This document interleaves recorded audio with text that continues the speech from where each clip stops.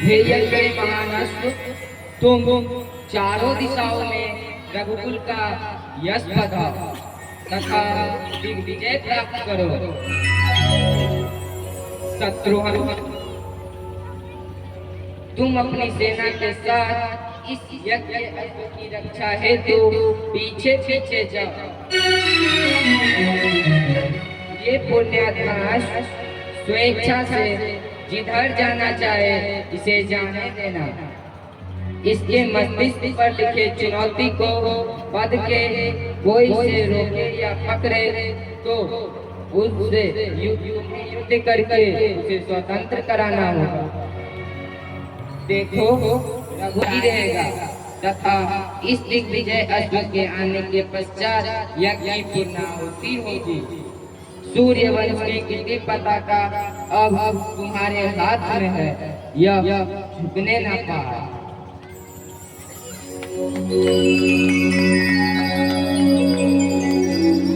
भगवान तुम्हारी रक्षा करे। परंतु जो इसे पकड़ने का उत्साह उसे महाराज राम की सेना से युद्ध की चुनौती स्वीकार करनी पड़ी। तब तो हमें यह चुनौती स्वीकार करनी पड़ेगी। हम इसे पकड़ते हैं, परंतु इसमें हमें क्या लाभ और हानि की बात सोचकर कभी भी क्षत्रिय युद्ध में नहीं जाता। देव कहते हैं कि जो सच्चा क्षत्रिय है उसे तो युद्ध की चुनौती स्वीकार करनी पड़ेगी। वैसे भी यह तो बहुत अच्छा अवसर है कुछ भैया, कुछ प्रश्न पूछना था महाराज राम से। चलो इस घोड़े को आश्रम में बांध देते हैं।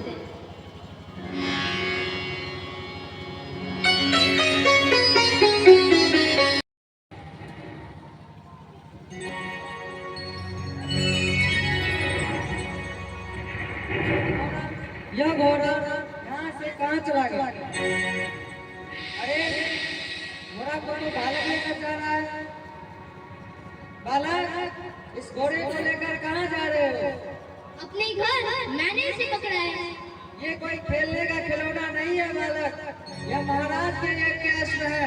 इसे पकड़ने का अर्थ तुम नहीं जानते? हाँ जानता हूँ, तभी तो पकड़ा हूँ। जाकर अपने महाराज श्री राम से कह दो कि हमने उनकी युद्ध की चुनौती स्वीकार कर ली। मैंने तो बालक समझकर तुम्हें दंड नहीं दिया, परंतु तुम तो दुष्ट बालक हो। लाओ घोड़ा हमें दे दो।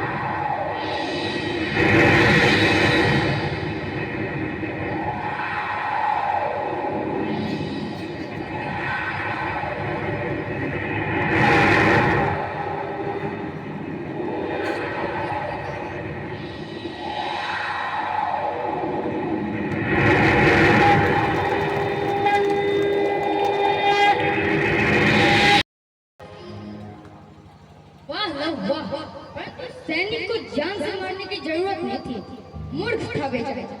मूर्खता के लिए प्राण दंड देने की आवश्यकता थी। मैंने इसे जान से नहीं मारा, बस मूर्छित किया है। पड़ा रहेगा 4-5 दिनों मूर्छित होकर। देखो भैया, मैंने महाराज राम को बुलाने का सारा कर दिया है। अब पूछ लो उनसे सारा प्रश्न। अवश्य, परंतु यह घोड़ा पकड़ना उचित था कि नहीं? गुरुदेव क्या कहेंगे?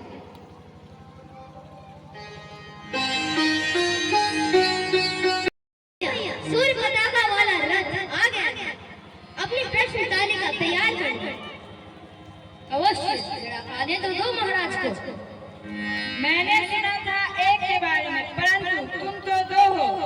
चिंता ना कर, आपसे एक ही लड़ेगा। अब तो बताने की कृपा करें कि क्या आप अयोध्या लड़े महाराज राम हैं? नहीं, फिर रथ पर सूर्य पताका लगाए क्यों घूम रहे हैं? लोगों को भ्रमित करने के लिए? नहीं, ये सूर्य पताका नहीं रखता इसलिए है क्योंकि मैं महाराज राम का छोटा भाई हूँ, शत्रुघ्न। ये छोटे भाई हैं, इन्हें मेरे हवाले कर दो। तुम सभ्य पालन करके बोलते हो, फिर मेरे आंसू को क्यों पकड़ा? आपके बड़े भैया के कहने पर मतलब उन्होंने इस आशु के मस्तक पर लिखा है कि इसे पकड़ो तो युद्ध की चुनौती स्वीकार करो। उनसे युद्ध करने के लिए ही हमने इसे पकड़ा है, उनके छोटे भाई से नहीं। अब जाकर मेरा संदेश महाराज राम को दे दे कि हमने उनके युद्ध की चुनौती स्वीकार कर ली है। देखो, ये बात करने की बातें अच्छे नहीं होते। यह घोड़ा यज्ञ का है, इसे छोड़ दो। तुम्हारी अवस्था को देखकर मुझे दया आती है। मैं तुम्हारे अपराधों को क्षमा कर दूंगा। महाराज के छोटे भैया जी, अब कृपया करके इतनी उदारता मत दिखाइए, क्योंकि हम इस घोड़े को तो छोड़ने वाले नहीं हैं। इसे यहाँ से केवल महाराज राम ले जा सकेंगे, वो भी हमें हरा कर या अपनी चुनौती वापस लेकर। अब जाकर उनसे कह दे कि सारे संसार में केवल एक ही क्षत्रिय नहीं है, और भी है जो कि अपने आत्मसम्मान के लिए अपने प्राण की न्यौछावर कर सकते हैं।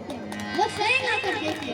ये क्या बात है? स्वयं राम तुम्हारे यहाँ कैसे आ सकते हैं? तो यह घोड़ा भी यहाँ से नहीं जाएगा। बालक, तुम नहीं समझते हो, घोड़ा ना देने का परिणाम बहुत भयंकर होगा। घोड़ा ना, यह घोड़ा यज्ञ का, ऐसे छोड़ दो।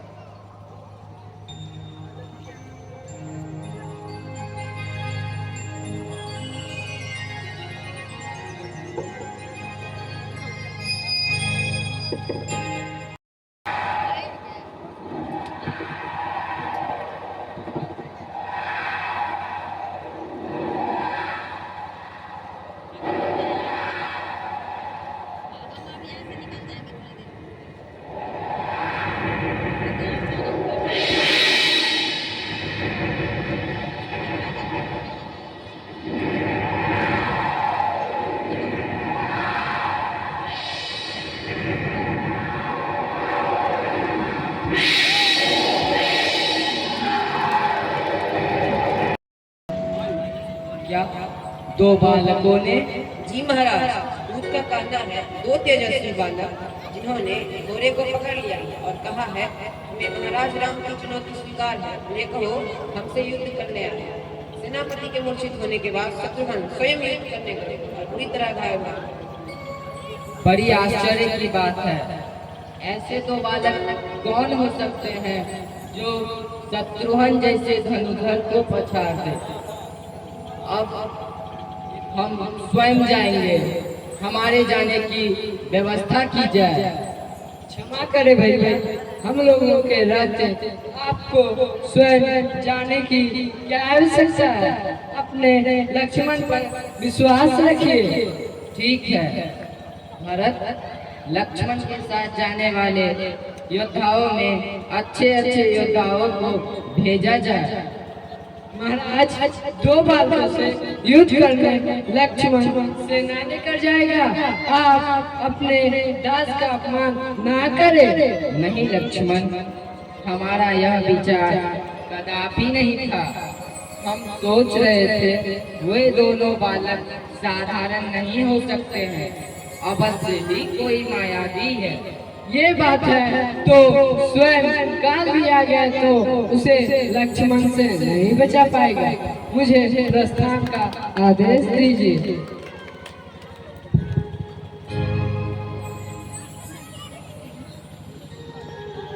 हमारा आशीर्वाद तुम्हारे साथ है। तुम ये विश्वास कैसे कर सकते हो? ऐसा आपसे किसने कहा कि जो छोटे होते हैं वह दुस्साहस नहीं करते? बिच्छू कितना छोटा होता है, फिर भी अपने विष से एक ऊंट को भी मार सकता है, और एक छोटा सा मंत्र भगवान को भी बस में कर लेता है। बहुत अनर्गल बातें करते हो। हम जो पूछते हैं उसका उत्तर दो। पहले आप हमारे प्रश्न का उत्तर दें।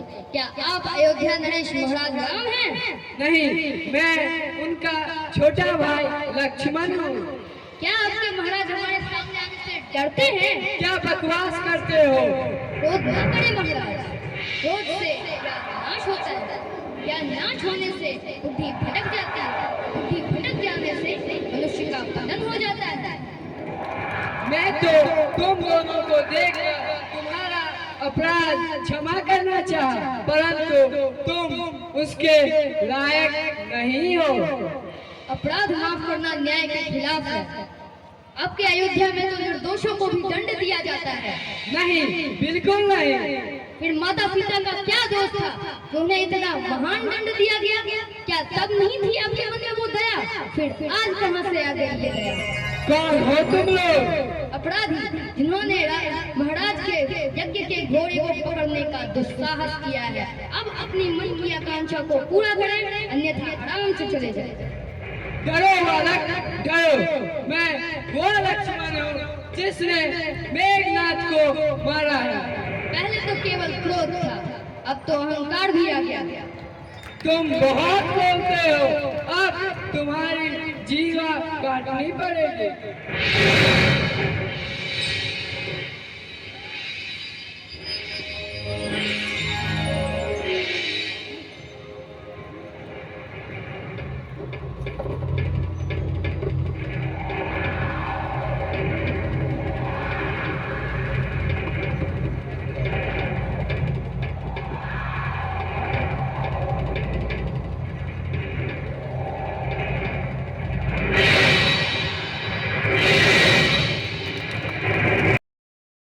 माता जी के लिए कमल पुष्प लाने जाना है।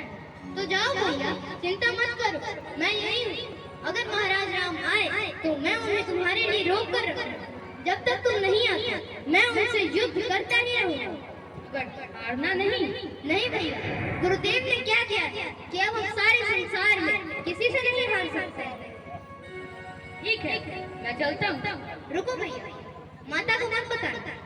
चिंता करेंगी तो पूजा में मन नहीं लगेगा, और पूजा में मन नहीं लगेगा तो फिर पिताजी के दर्शन होने में और भी विलंब हो जाएगा। ठीक है, मैं चलता हूँ।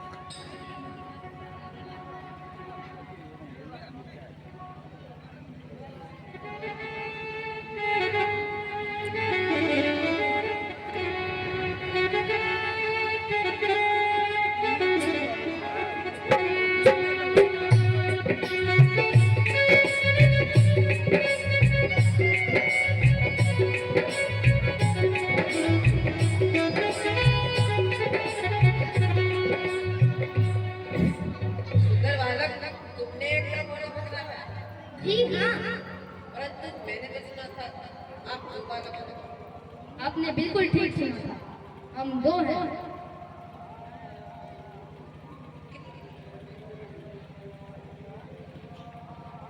कितनी मनोहर जोड़ी है।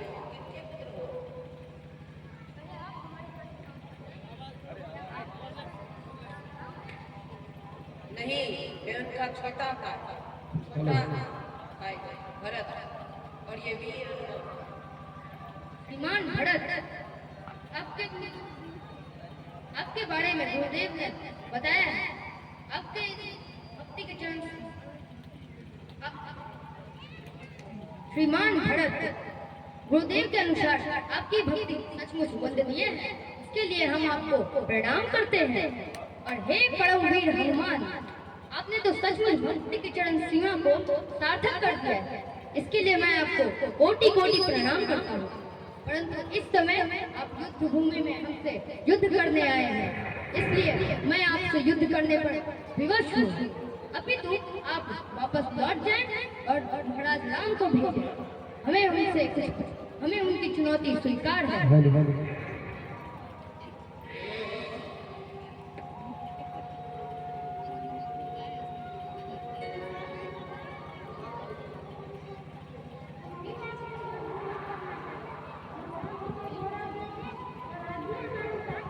बंदी बनाकर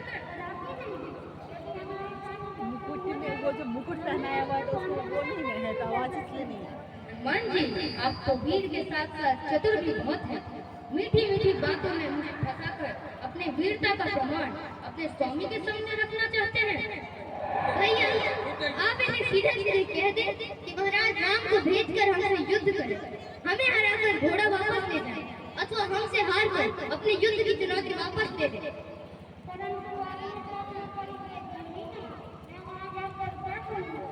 हनुमान जी, यहाँ पर शादी विवाह की बात तो चल नहीं रही है।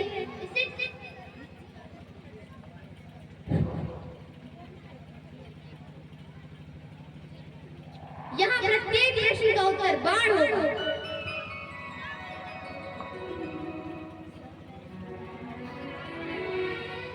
आप अपने बाल भाषण में क्यों व्यस्त कर रहे हैं? जहाँ धनुष ना उड़ सके वहाँ पराजय स्वीकार कर ही लेनी चाहिए। पराजय पराजय शब्द रघुकुल के शब्दकोश में नहीं भाता बालक।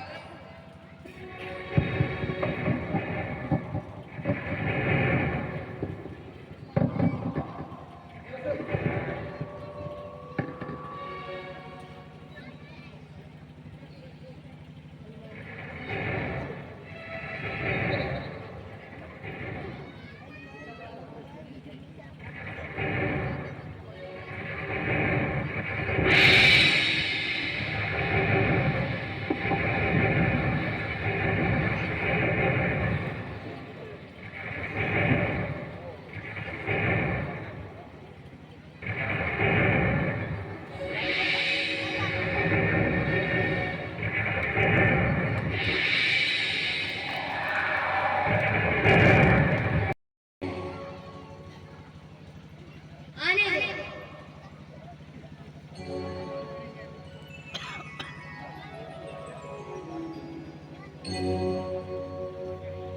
हमारी सेना की ये दशा, मुझे विश्वास नहीं होता।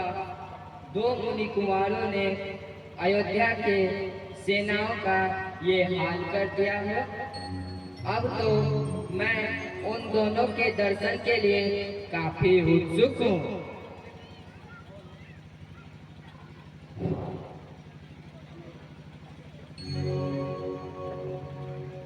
तैयार हो भैया? कहीं महाराज राम पीछे से आक्रमण ना कर दे।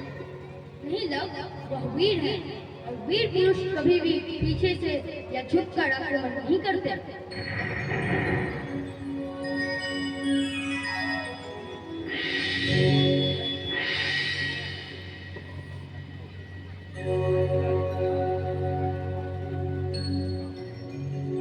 हनुमान, ये क्या?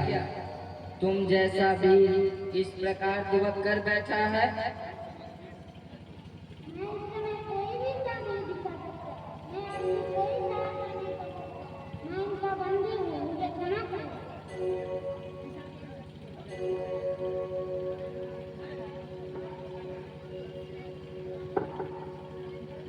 हमारी सेना की ये दशा, दो मुनि कुमार अयोध्या के चतुरंगिनी सेना के साथ साथ लक्ष्मण, भरत तथा शत्रुघ्न जैसे धनुधर को पछाड़ दिया। महाबली हनुमान जैसे योद्धा को बंदी बनाकर बैठा रखा है। यह कैसे सत्य हो सकता है? वैसे तो सत्य स्वयं सिद्ध होता है महाराज, परंतु यदि आपके मन में कोई शंका हो तो महाबली हनुमान आपका जीता जागता प्रमाण है। ये सत्य है कि इन दोनों ने मुझे अपने बुद्धिमान को बंदी बनाया है। मैं इन दोनों के माता पिता को प्रणाम करता हूँ। सुन लिया? अब तो यकीन हो गया आपको। अब क्या कहते हैं आप? देखो, यह घोड़ा हमारे राज्य के वीरता का प्रतीक है। तुम कोई राजा या राजकुमार तो हो नहीं कि तुम्हें हमारे राज्य से प्रतिस्पर्धा हो। फिर तुमने किस लोभ से हमारे अस्त्र को पकड़ा है? नहीं हमें किसी राज्य का लोभ है और नहीं हमें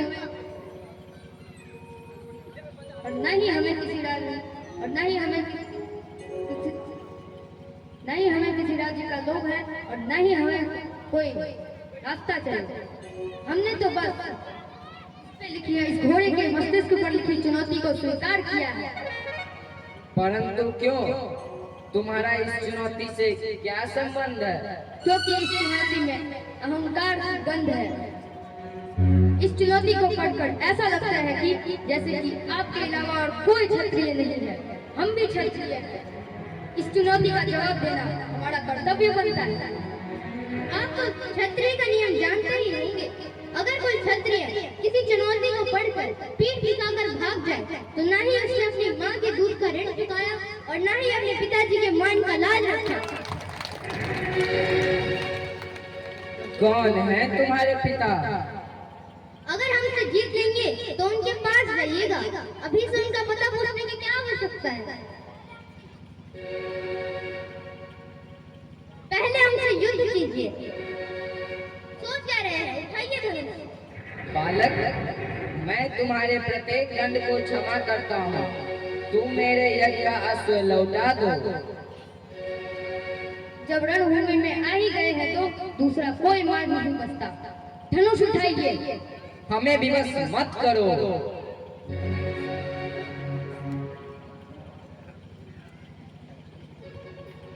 हे राम, ये आप क्या कर रहे हैं? बालकों के बातों में आकर ये क्या अनर्थ कर रहे हैं? महर्षि, न हो, यह बालक बहुत जिद्दी है। प्रभु, स्त्री, वृद्ध और बालक, इन तीनों की रक्षा का भार तो राजा पर ही होता है। अपराधी होने पर भी इन पर राजा का हाथ कभी नहीं उठता।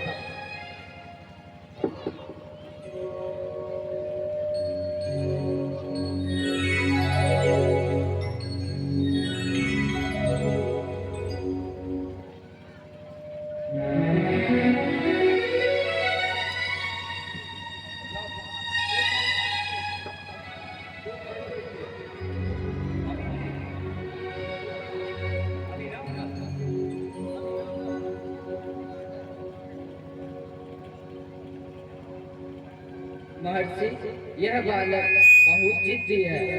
बालहट तो सब जाने, परंतु बालहट का उत्तर तो राजहट नहीं न हो सकता।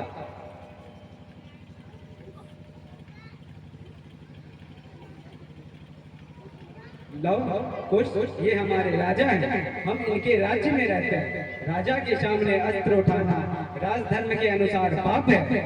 आपने राजा की अवज्ञा की है। आपने राजा का घोड़ा क्यों पकड़ा? दो कारणों से गुरुदेव। पहला कि चुनौती आप ही ने सिखाया था गुरुदेव। यदि कोई सच्चा क्षत्रिय वही होता है तो चुनौती स्वीकार करो। और दूसरा कारण? प्रश्न पूछना था महाराज राम से भैया को। पूछो, क्या प्रश्न पूछना था? एक ही प्रश्न है महाराज। गुरुदेव कहते हैं आप मर्यादा पुरुषोत्तम श्री राम हैं। आपका अपना विश्वास होने के बावजूद भी कुछ लोगों की निंदा करने पर आपने अपने पत्नी को छोड़ दिया। यह आपका कौन सा धर्म है? राजधर्म। एक साधारण मानव के धर्म और एक राजा के धर्म में इतना ही फर्क होता है। यानी कि अन्याय आपने नहीं, अयोध्या की प्रजा ने की है। जो अन्याय अयोध्या वासी ने किया है उसका उत्तर उन्हीं से जानना ठीक है। लो खुश, ये हमारे राजा हैं। तुमने इनका घोड़ा पकड़ा तथा अस्त्र उठाकर गलती किया, जिसके लिए तुम्हें इनसे क्षमा मांगनी चाहिए। तुमने इनके सामने अस्त्र उठाकर ऐसा किया है जैसे पुत्र पिता के समान। पुत्र पिता पर अस्त्र उठाता, राजा प्रजा के पिता के समान होते हैं। शास्त्र कहता है पिता ही सर्वभूता ना राजा भवते धर्मता। इसलिए तुम्हें इन्हें पिता मानकर क्षमा मांगकर यज्ञ का घोड़ा लौटा देना चाहिए। जो आज्ञा गुरुदेव, हमें क्षमा कर दो। और यदि इस अपराध के लिए हमें कोई भी दंड देंगे तो हमें स्वीकार है। नहीं बालक, तुम दंड के अधिकारी नहीं हो, बल्कि जिस राज्य में हो उस राज्य के राजा को तुम पे गर्व करनी चाहिए। जब तुम्हारी शिक्षा पूर्ण हो जाए, तुम्हारे माता पिता तथा तुम्हारे गुरु तुम्हें आज्ञा दे तो हमारे दरबार का दरवाजा तुम्हारे लिए सदैव खुले है। उचित समय आने पर ये दोनों आपके सानिध्य का लाभ अवश्य उठाएंगे। उस वक्त अब अयोध्या की सेना को चैतन्य विद्या के आधार पर इनकी मूर्छा भंग कर दो, ताकि महाराज सबों के साथ यज्ञ को बरकरार रख सके। जैसी आज्ञा गुरुदेव। चले महाराज।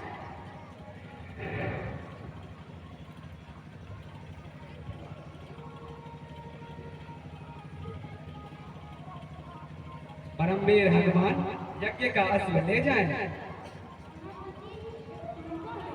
क्या?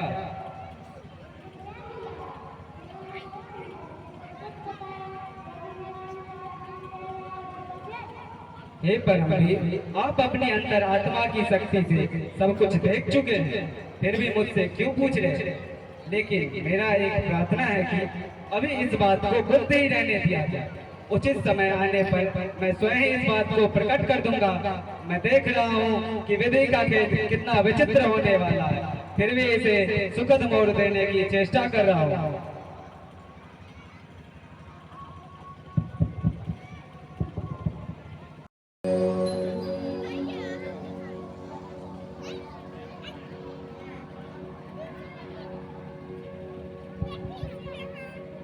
माता सीता ने लक्ष्मण ने अयोध्या की सेना को मात दे दिया है।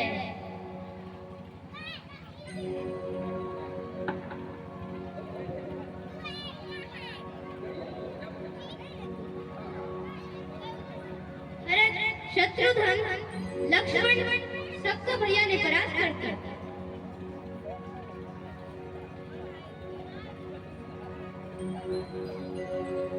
भरत, लक्ष्मण, शत्रुघ्न उन तीनों के साथ हमने युद्ध किया। क्यों? क्यों? कैसे? छोड़िए ना उन सब बातों को, छोटी सी समाप्त हो गई। ये लो कमल पुष्प लाया है, अनुष्ठान शीघ्र ही शुरू करो। कुछ तुम मेरी बातों को मत टालो। घोड़े पड़ी की चुनौती को देखकर तुमने पकड़ लिया, फिर सेनापति को मूर्छित किया, फिर शत्रुघ्न को, फिर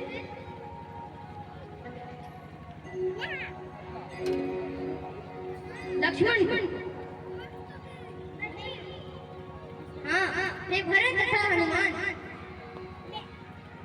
तुमने प्रहलाद के सामने धनुष उठा लिया। नहीं, फिर गुरुदेव आ गए और युद्ध होने ही नहीं दिए। प्रभु जी कोटि कोटि धन्यवाद।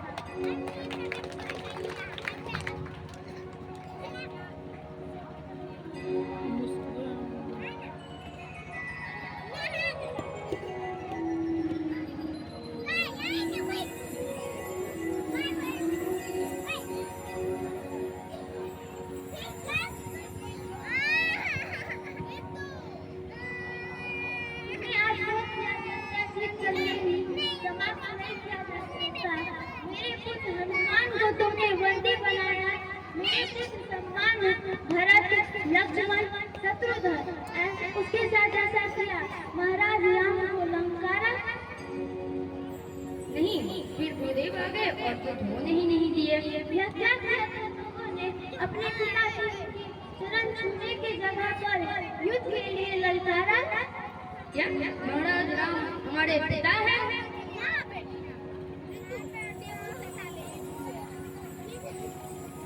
हाँ, महाराज राम तुम्हारे पिताश्री हैं।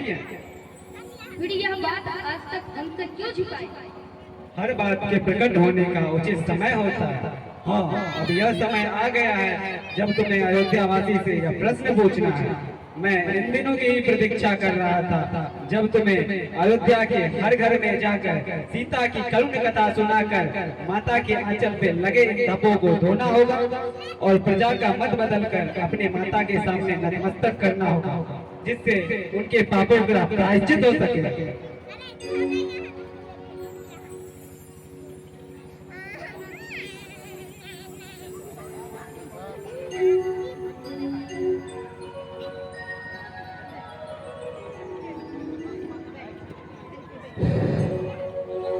लबाकुश अयोध्या आ चुके हैं और अयोध्या के घर घर जाकर अपने कथा को सुना रहे हैं। वो सुंदर सी गीत, लबाकुश का वो गीत आप सब इस नाटक को जीवंत कर देने वाले, लबाकुश का भूमिका निभाने वाले देव और विठल की आवाज में सुनेंगे। एक बार जोरदार ताली से स्वागत कर दीजिए। हम कथा सुनाते राम सकल गुण धाम की। हम कथा सुनाते राम सकल गुण धाम की।